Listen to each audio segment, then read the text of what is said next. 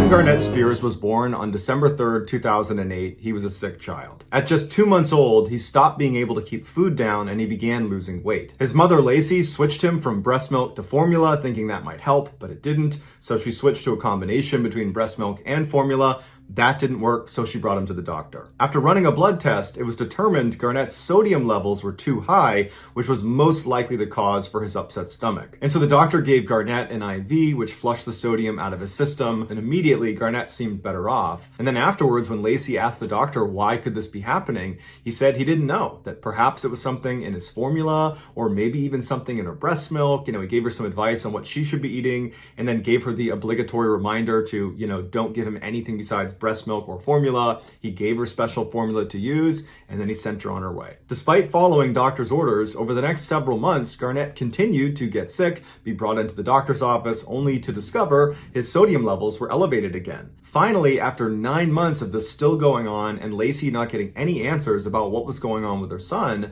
she brought him to a specialist who suggested, as a short-term solution, why don't we just put a feeding tube directly into Garnett's abdomen? That way we can guarantee he's getting the exact right mix of nutrients, and if he's still having elevated sodium levels after that, then we'll look at other reasons this could be happening. After it was inserted, Garnett's condition seemed to dramatically improve, leading doctors to believe it had to have been some strange ingredient inside the formula or something inside of Lacey's breast milk. But despite his improved condition, Garnett was not 100% healthy. Over the next few years, periodically, his sodium levels would spike, which no doctor could explain, and it would cause stomach pains and headaches, and in some instances, it would cause seizures. And Lacey, who diligently documented every single food, fluid, anything that went inside of her son, at the first sign of trouble, she would rush him to the hospital. But all doctors could ever do was administer an IV to flush the sodium out, and then give her the obligatory reminder to only feed him certain foods that were low in sodium. And so for the next few years, life went on like that. In 2012, when Garnett was 4, they moved out of Lacey's hometown in Alabama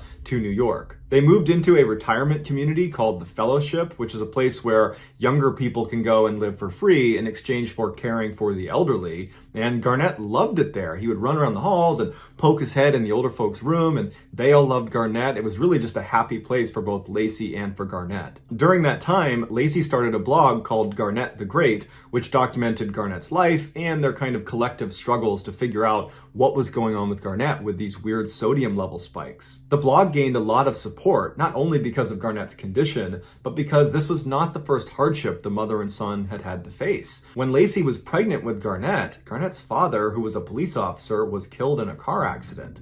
And so the supporters of this blog were really eager to find ways to give back and support this mother and son. But no amount of love and support could have prevented what happened in January of 2014. On the 17th of that month, Garnett woke up with a high fever and stomach pains, and on the drive into the hospital, he had a seizure. When they arrived, doctors tested Garnett's blood, and like usual, his sodium levels were through the roof. And so they administered an IV, which reduced his symptoms. And after he was back to normal, they said they wanted to keep him at the hospital for a couple of days to observe him because of that seizure he had. They wanted to make sure that, 1, it didn't happen again, and 2, there wasn't something else going on. For the first 2 days of Garnett's observation at the hospital, he was asymptomatic.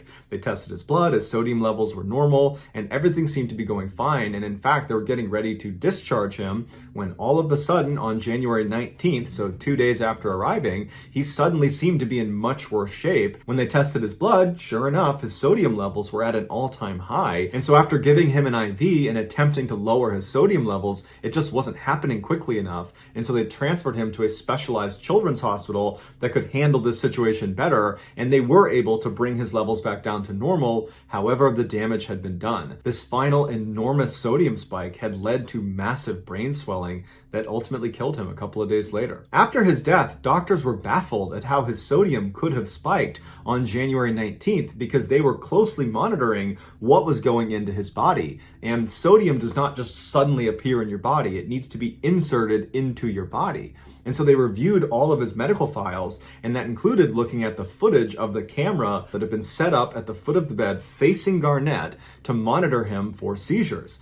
and on that camera, they saw his own mother, Lacey, take him out of bed on the 19th, carrying a white cup and an attachment to Garnett's feeder tube. She takes Garnett out of bed, she walks him into the bathroom. A couple minutes later, she brings him back, puts him back in bed, and seconds later, he's violently ill. They come in, they test his blood, and what do you know? The sodium is at that critical high point that ultimately killed him. Doctors were obviously very suspicious of Lacey and what she was doing with her son in the bathroom, and so they showed it to police. Police launch an investigation. They go to Lacey's house, and as soon as they walk inside, there is table salt all over the house. There's salt on every table, and inside of the boy's room was an IV stand with this brackish looking liquid inside of an IV bag that they tested, and it was salt water that contained the equivalent of 70 salt packets. Lacey had been intentionally poisoning her son with too much salt since he was born because she liked the attention she received. Lacey had a history of lying to get attention. She used to lie as a kid and even as an adult about different illnesses that she said she had, and she also lied about Garnett's father. He was not a police officer. He had not been killed in an accident. He was just a former friend that she refused to let see Garnett. During Garnett's final hospital stay, after doctors informed Lacey that her son's brain had swollen so much it was unlikely he would survive, all caused by Lacey, she posted this picture to Facebook. Shortly after, Garnett slipped into a coma and never regained consciousness. He was 6 years old. Lacey was sentenced to 20 years to life in prison. So that's going to do it, guys. If you found the secret in today's episode, let us know in the comments what it is and where you found it. So give us the timestamp. And if you're the first to do that, we'll pin you at the top of the comments section. If you enjoyed today's video and you haven't done this already, please provide the piñata for the like button's birthday party, but ensure it's exclusively filled with old cigarette butts. Also, please subscribe to our channel and turn on all notifications so you don't miss any of our weekly 3, 4, even 5 video uploads. If you want to get in touch with me, you can direct message me on Instagram or on Twitter. My username for both platforms is the same. It's JohnBallin416. I also have a ton of content over on TikTok where my username is Mr. Ballin. If you have a story suggestion, please submit it to our subreddit just called Mr. Ballin. It's linked in the description below. So whether I see you on Twitter, Instagram, TikTok, Reddit, YouTube, or some combination, just know that I really appreciate your support. And until next time, that's going to do it. See ya.